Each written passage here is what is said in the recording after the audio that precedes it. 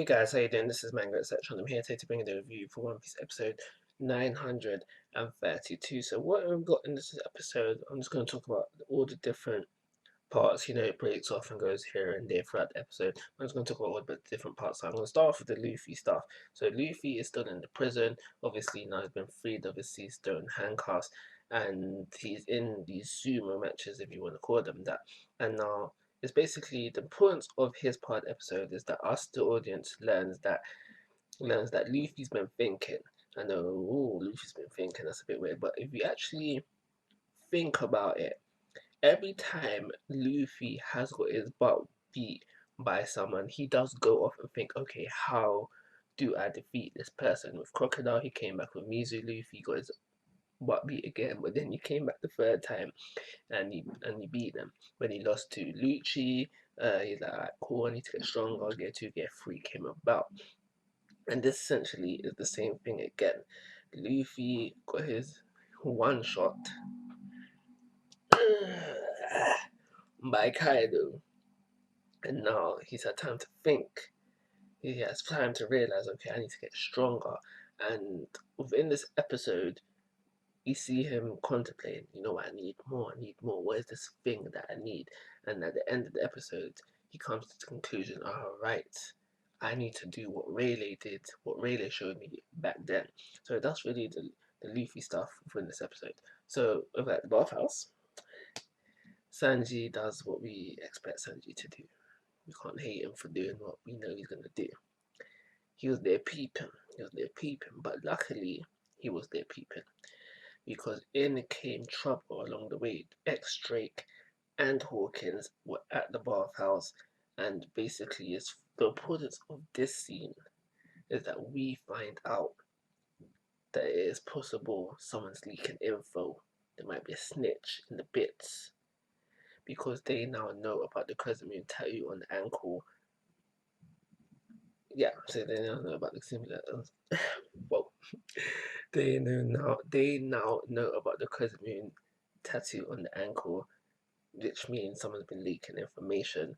So who do you think the snitch is, if there is a snitch? It could have been just a happy coincidence and they came through this information of their own accord.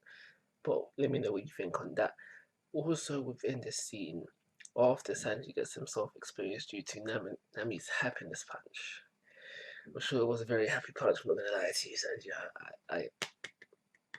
I understand the pain or the joy.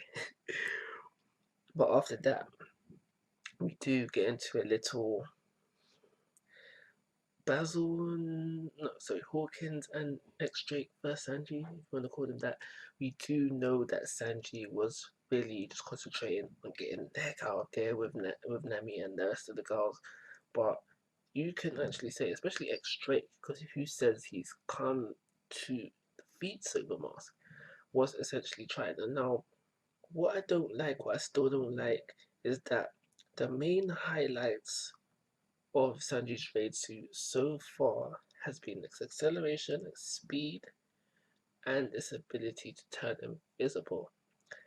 I think these two things, although they've been shown to be very impressive thus far, shouldn't be at the end of the day, because simply these two things are something that could be easily tracked with someone who has observation haki.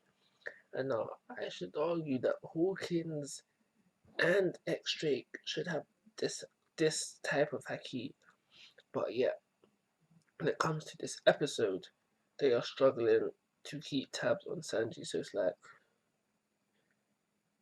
this race who's getting a lot of hype for me, and I didn't want Sanji to have it in the first place, and we know he's gonna get upgraded.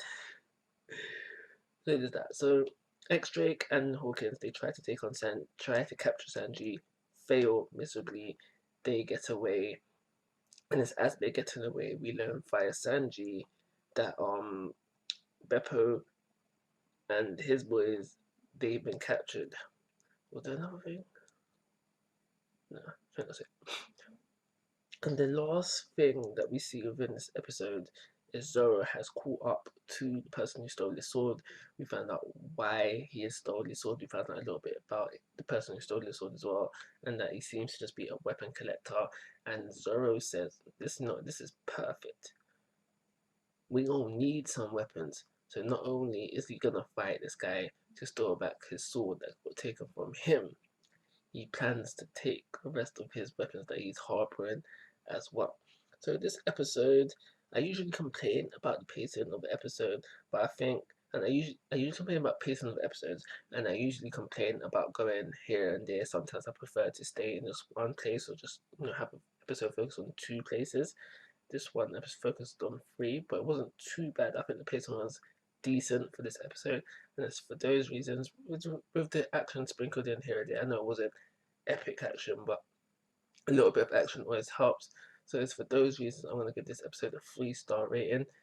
If you have not checked it out yet, check out my discussion video on what if Luffy, Ace, and Sabo were all under one crew. And you know what? I've got more One Piece discussion videos that you probably haven't checked out yet. Like always, I'm asking for your thoughts and opinions. If you haven't already, please subscribe to my YouTube channel. But most importantly, take care. Have a nice day.